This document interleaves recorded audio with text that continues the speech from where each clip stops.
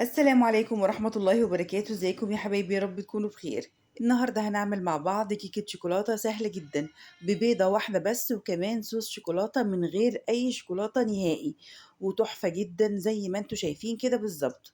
أظن مش هتشوفوا أسهل من كده، وكمان مقادير اقتصادية متوفرة في كل البيوت، وطعمها غني جدا وتحفة جدا وأحلى من الجاهز 100 مرة.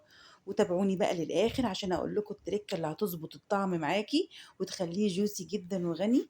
هتنسوش بقى اللايك والشير عشان الفيديو يوصل لأكبر عدد من المتابعين، وما تنسوش الاشتراك وتفعيل الجرس على الكل عشان يوصل لكم كل جديد. هنكون بقى مجهزين الخلاط الجميل بتاعنا، وهنحط كوباية من السكر ومعاها كوباية من اللبن ومع بعض في الخلاط، وعليهم كوباية من الزيت، أي زيت متوفر عندك، أي زيت، بس المهم يكون زيت ريحته كويسة. إن شاء الله حتى يكون زيت التموين، بس أهم حاجة تكوني متأكدة إن ما فيهوش أي ريحة. زي ما احنا شايفين بالشكل ده كده وبنفس الكوباية. أنا مش عايزة تلخبطي في حجم الكوبايات، كل المقدار اللي معاكي يكون بنفس الكوباية. وهناخدهم مع بعض كده في الخلاط، وعليهم نص كوباية من الكاكاو، يعني بمقدار 4 معالق كبار من الكاكاو. وهنخلطهم بقى مع بعض كويس جدا، يعني يقعدوا كده في الخلاط زي من دقيقتين لتلات أربع دقايق لحد ما تتأكدي إن السكر فعلا داب جدا والقوام تقل. وهنزود طبعا كيس من الفانيليا عشان يعزز طعم الشوكولاتة بتاعتنا. وهنحضر بقى كوباية فاضية نظيفة، وهنفضي فيها كوباية بحالها من الصوص اللي معانا في الخلاط. احنا عارفين ان صوص الشوكولاتة اللي هنفضيه في الكوباية ده هندخله على طول في التلاجة عشان يتقل شوية. طول ما احنا شايفينه كده في الخلاط هتلاقيه سايل كده، بس بمجرد ما هيدخل التلاجة هيتقل على طول، وهتطمني انه هيغطي معاكي تغطية كويسة. هنفضي بقى في الكوباية بالشكل ده كده، وهندخله على طول في التلاجة. نيجي بقى للجزء اللي فاضل معانا في الخلاط ونشوف هنعمل بيه ايه. هنكون بقى محضرينه ومحضرين بيضة واحدة بس بدرجة حرارة المطبخ زي ما احنا شايفين كده، ومحضرين باكو كمان من الفانيليا عشان زفارة البيض. وهنخلطهم بقى مع بعض كويس جدا على قد ما تقدري. لازم الخليط بتاعنا ده يكون هش جدا علشان هيظبط معاكي في طعم الكيك. وبعد كده هنحضر بقى بولة وننزل بقى بالخليط اللي معانا ده فيها، وبعد كده هنشوف مقدار الدقيق اللي معانا قد ايه. هنكون بقى محضرين كوباية من الدقيق، المعيار اللي معايا ده معيار نص كوباية. هنحضر طبعا منه 2 عشان يبقى معانا كده كوباية كاملة. وطبعا الدقيق ده على الأقل يكون منخول مرتين عشان يكون دخله كمية هواء كافية تعلي معانا الكيك. ومعاهم نص معلقة صغيرة جدا من الملح، ومعلقة صغيرة كاملة من البودر.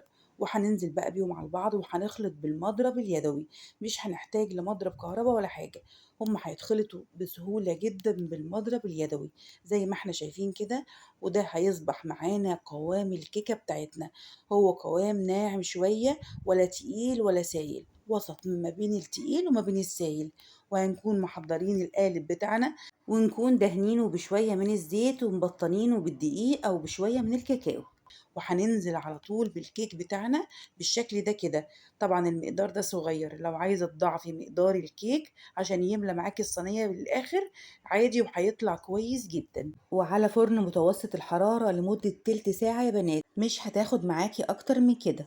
نيجي بقى للخطوة الجاية، دي اختيارية جدا. دول كانوا معايا شوية من الكريم شانتيه، حوالي كده 3 4 معالق كبار، وعليهم نص كوباية لبن صغيرة، وضربتهم بقى بالهاند بلندر كده عشان يطلعوا لي كده شويه من الكريم شانتيه، وتبقى طبقه كده بسيطه تحت صوص الشوكولاته. وزي ما قلنا يا بنات الخطوه دي اختياريه جدا، لو الكريم شانتيه مش موجود عندك خلاص هنكتفي بصوص الشوكولاته، وهتبقى تحفه جدا وهتطلع لك نتيجه في منتهى الروعه. ده احنا كمان ممكن نستبدل طبقه الكريم شانتيه ديت بطبقه كمان من الكريمه او من الكاستر او من المهلبيه. لازم كده تعملي التاتش بتاعك، او تغيري او تعملي اي حاجه ممكن تخلي بيها حاجه مختلفه على حسب ذوقك وعلى حسب إمكانياتك والمتاح عندك في المطبخ. زي ما احنا شايفين كده أنا بضرب الكريم شانتيه كويس عشان يطلع لي القوام المناسب اللي هيغطي لي الكيكة اللي معايا. الكيكة طلعت معايا بالفرن، هاخد بقى الشوكة بتاعتي وهغرز بقى الشوكة بتاعتي زي ما احنا شايفين بالشكل ده كده، عشان لما اسقيها بكمية من اللبن تبقى على طول كلها جوسي كده من كل الجوانب. وهننزل على طول بشوية من اللبن مش كتير، حبة صغيرين يا بنات، حوالي كده تلت كوباية. أنا الحبة اللي معايا دول ما خدتهمش كلهم، يا دوبك بس سقيت حبة صغيرين ما خدوش تلت الكوباية.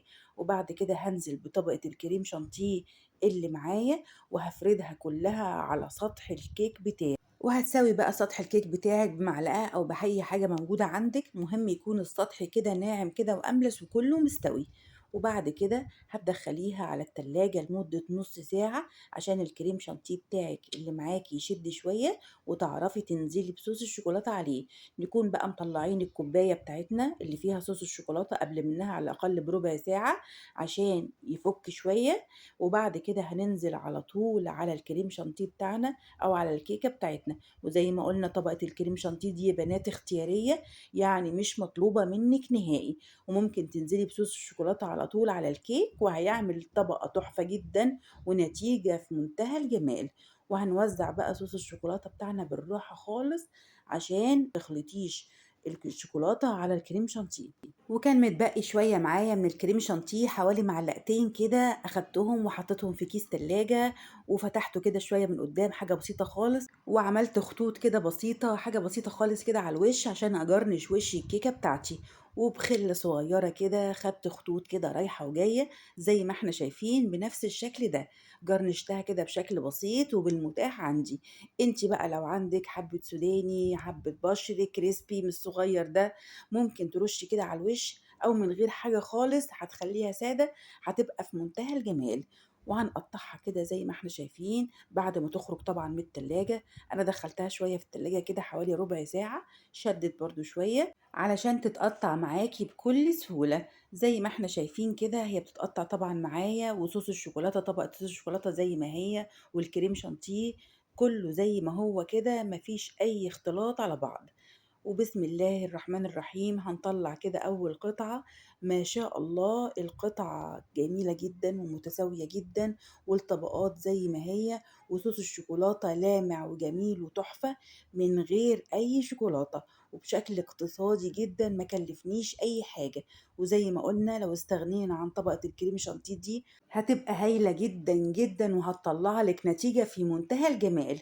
وزي ما احنا شايفين كده الكيكة طالعة زي الجاهز وأحلى، وهتعجب أولادك جدا. ده كمان ما كلفتناش أي حاجة، كل الحاجات وكل المقادير موجودة معانا في المطبخ. ده انت كمان ممكن تضاعفي الكمية وتعملي صينية واتنين ببيضة أو باتنين على حسب المتاح عندك وعلى حسب عدد أفراد أسرتك. شايفين كيكة الشوكولاتة جميلة ازاي، والمسام متساوية ومفيهاش فراغات كبيرة، وكل حاجة فيها مظبوطة جدا بمقادير بسيطة ومظبوطة، ومش هتاخد منك وقت كبير ولا مجهود كبير. وبكده تكون الوصفة بتاعتنا خلصت. أتمنى تكونوا استمتعتوا معايا بوقت الفيديو. أتمنى لكم الصحة والسعادة وراحة البال. وما تنسوش الاشتراك واللايك للفيديو عشان الفيديو يوصل لأكبر عدد من المتابعين. وما تنسونيش من صالح دعواتكم، والسلام عليكم ورحمة الله.